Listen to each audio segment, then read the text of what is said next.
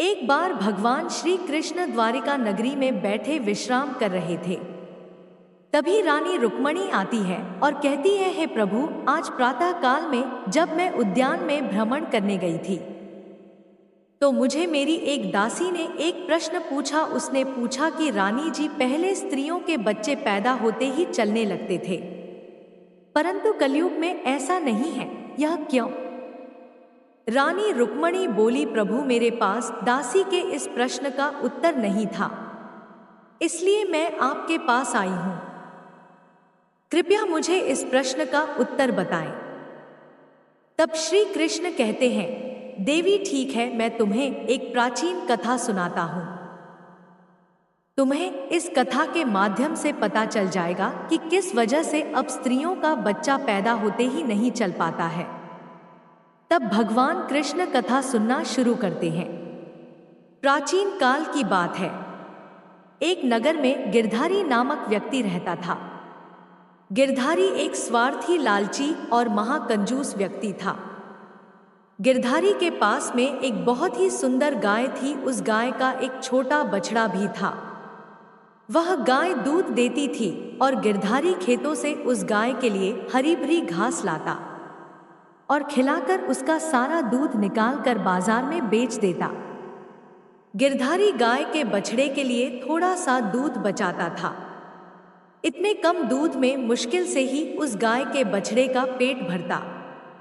गिरधारी गाय का दूध खुद भी पीता था और अपने परिवार वालों को भी पिलाता था। गाय का दूध बेचकर गिरधारी अपने घर का खर्च चलाता था। इसी तरह धीरे धीरे गिरधारी का समय व्यतीत हो रहा था। कुछ दिनों बाद एक समय ऐसा आया कि जब गिरधारी को गाय ने दूध देना बंद कर दिया। जैसे ही गाय ने दूध देना बंद कर दिया तो इधर गिरधारी ने उस गाय के लिए खेतों से हरी भरी घास लाना भी बंद कर दिया। गाय को अब वह थोड़ा ही चारा देता था, जिसके कारण गाय भूखी रहती और वह भूख के कारण चिल्ला रही थी। गाय के इस तरह प्रतिदिन जोर जोर से चिल्लाने से गिरधारी एक दिन क्रोधित होकर बेचारी गाय को बहुत मारा पीटा और उसे जंगल में ले जाकर छोड़ दिया। गिरधारी ने उस गाय को उसके बछड़े से भी अलग कर दिया। अब वह गाय बेचारी अकेली पड़ गई। बेचारी गाय गिरधारी की मार की चोट की वजह से लंगड़ा के चल रही थी।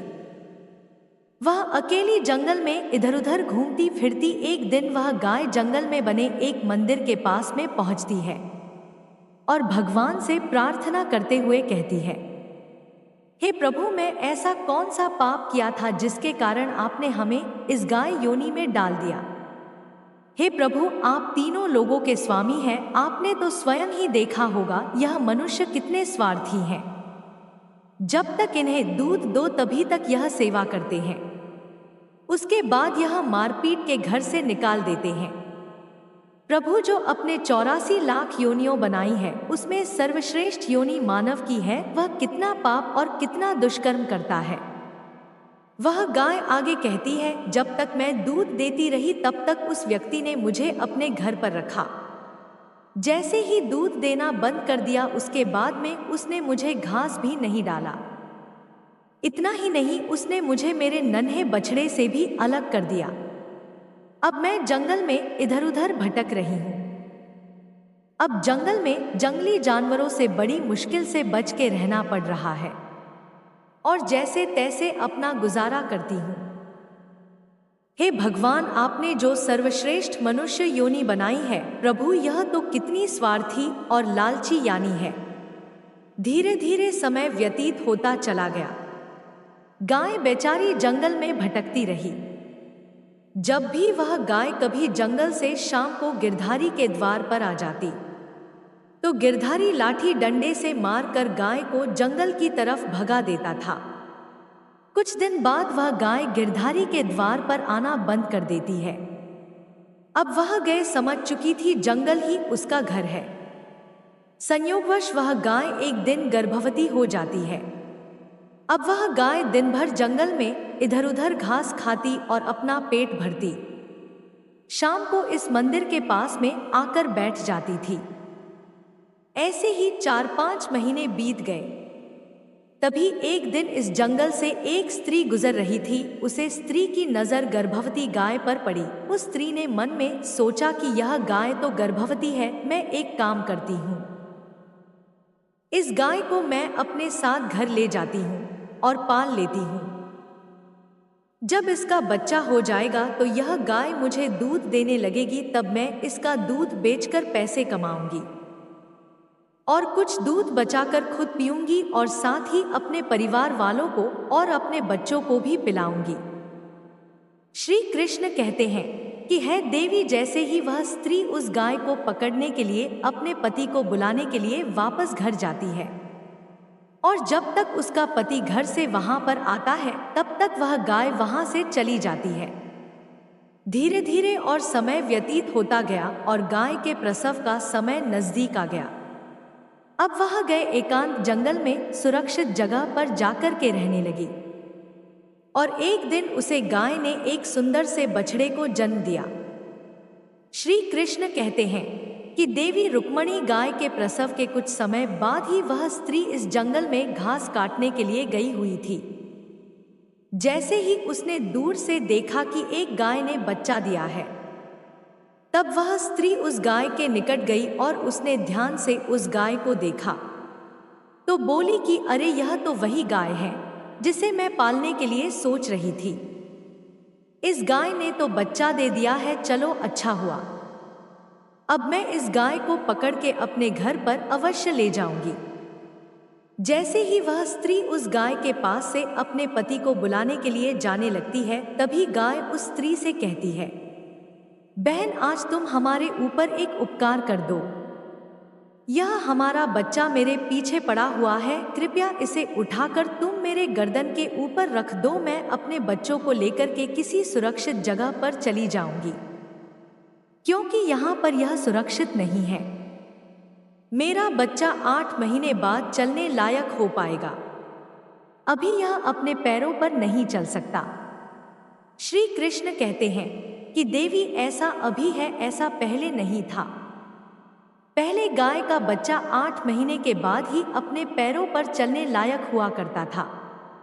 जैसे ही उस स्त्री ने गाय की यह बात सुनी तो वह बहुत जोर जोर से हंसने लगी और कहने लगी, तुम्हारा बच्चा इतना गंदा है, इतनी गंदगी में यह पड़ा है। मैं तुम्हारे बच्चे को उठा करके तुम्हारे गर्दन पर क्यों रखूं? मैं तुम्हारे ऊपर यह उपकार क्यों करूं? उस स्त्री ने उस गाय का बहुत मजाक बनाया और बेचारी लाचार और असहाय गाय पर वह देर तक हंसती रही। बेचारी गाय अपने बच्चों को उठा नहीं सकती थी। श्री कृष्ण कहते हैं कि देवी रुक्मणी इस समय दुखी होकर के गाय ने श्राप दे दिया।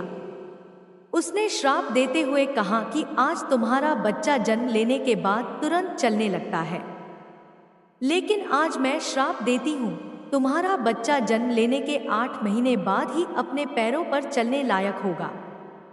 और जो यह मेरा बच्चा आज चल नहीं पा रहा है और यह आज के बाद पैदा होते ही बहुत जल्द अपने पैरों पर चलने लायक हो जाएगा। श्री कृष्ण कहते हैं कि है रुक्मणी, इसी श्राप के कारण स्त्रियों का बच्चा अपने पैरों पर पैदा होते ही नहीं चल पाता, क्योंकि गौ माता ने समस्त संसार की स्त्रियों को श्राप दिया था। श्री कृष्ण आगे कहते हैं, देवी, अब तो आपको इस कथा के द्वारा पता चल ही गया होगा कि आखिर किस कारण से स्त्री का बच्चा पैदा होते ही नहीं चल पाता और वह कौन सा श्राप है जो गाय ने स्त्री को दिया था।